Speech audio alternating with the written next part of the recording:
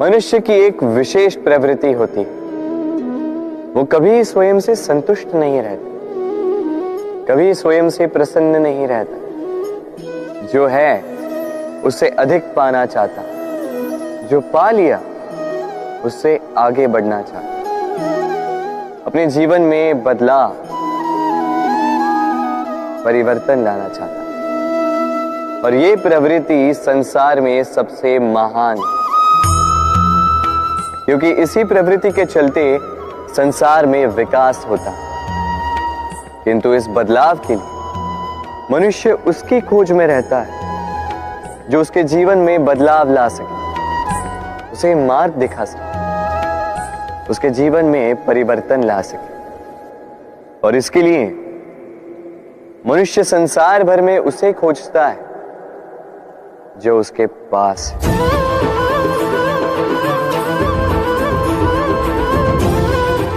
बताइए कौन? यदि कोई आपका जीवन बदल सकता है तो दर्पण देखिए।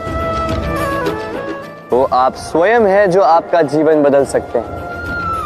वो आप स्वयं है जो स्वयं को मार्ग दिखा सकते हैं, जीवन में बदलाव ला सकते हैं, परिवर्तन ला सकते हैं। इसलिए पहचानिए अपनी भीतर की शक्ति को और विश्वास कीजिए कि इस संसार में आपसे अधिक शक्तिशाली और कोई नहीं।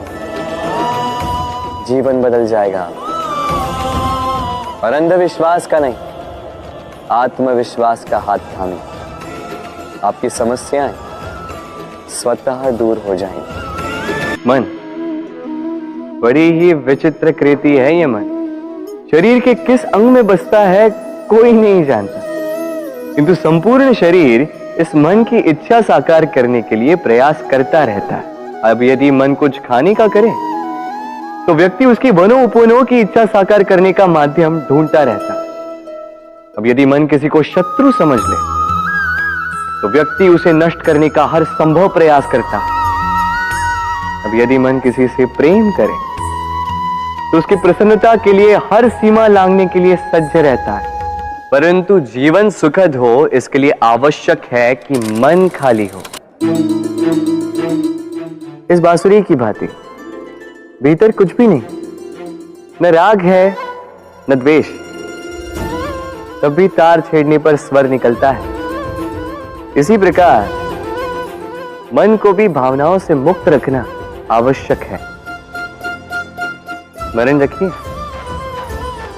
मन में कुछ भर के जियोगे तो मन भर के जी नहीं पाओगे। भूल और मनुष्य, इन दोनों का संबंध कुछ वैसा है जैसा पंख और चिड़िया का, जैसा धारा और नदिया का। यदि भूल मनुष्य के स्वभाव का इतना महत्वपूर्ण अंग है तो आप सोचिए, इस पर लज्जा क्यों? इस पर लज्जा करना ठीक है ही नहीं। वैसे देखा जाए तो भूल हमें स्वयं को और श्रेष्ठ बनाने का अवसर देती है, पहले से अच्छा प्रदर्शन करने की प्रेरणा देती है। अब कदाचित आप में से कुछ इस बात से सहमत नहीं हो, क्योंकि बहुतों की दृष्टि में भूल दोष को जन्म देती है, दोष अपराध को, और अपराध के लिए क्षमा नहीं दंड मिलना चाहिए। किंतु क्या आपने कभी सोचा है कि ऐसा क्यों होता है? क्या कारण है इसका? इसका कारण है भूल स्वीकार करने से बचना।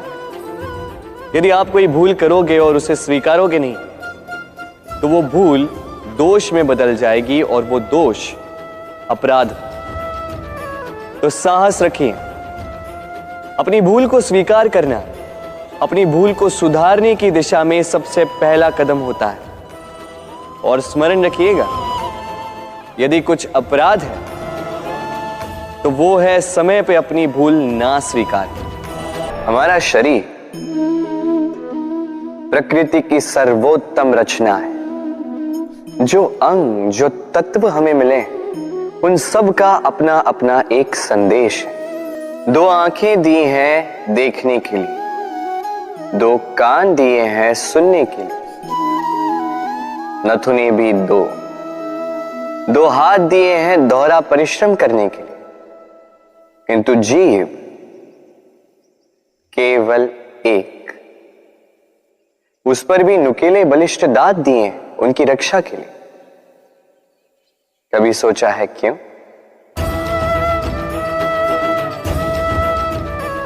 क्योंकि शब्द और शब्दों का उपयोग मनुष्य का सबसे बड़ा शस्त्र है, जिसका उपयोग जितना सोच समझकर किया जाए, मनुष्य जीवन में उतना ही ऊपर उठता है। तो समझे ना? देखो, सुनो, समझो अधिक, बोलो कम। मनुष्य का स्वभाव है कमाना, संग्रह करना, फिर चाहे वो धन हो, नाते हो, संबंध हो या हो प्रसन्नता। परंतु क्या आपने कभी सोचा है, नियति ने यह संग्रह करने की प्रकृति मनुष्य में क्यों डाली? एक बीज से पौधा पनपता है, उसके भोजन से फल संग्रहित होता है। क्यों? इसलिए ताकि वृक्ष उसे स्वयं खा सके? नहीं, बल्कि इसलिए ताकि वो भूखे जीवों में बांट सके। अब आप पूछेंगे कि इसमें वृक्ष का क्या लाभ? लाभ है, क्योंकि जो बांटता है वो मिटता नहीं। जो फल ये जीव खाते हैं वो उसके बीजों को वातावरण में बिखेर देते हैं, जिससे जन्म लेते हैं नए वृक्ष। उसकी जाति, उसका गुण, उसकी मिठास अमर हो जाती है।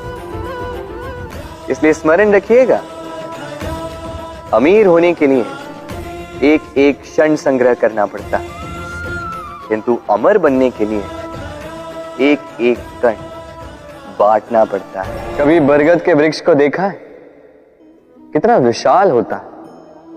कभी कभी भय लगता है कि इन भारी डालों का बोझ ये तना सह भी पाएगा या नहीं।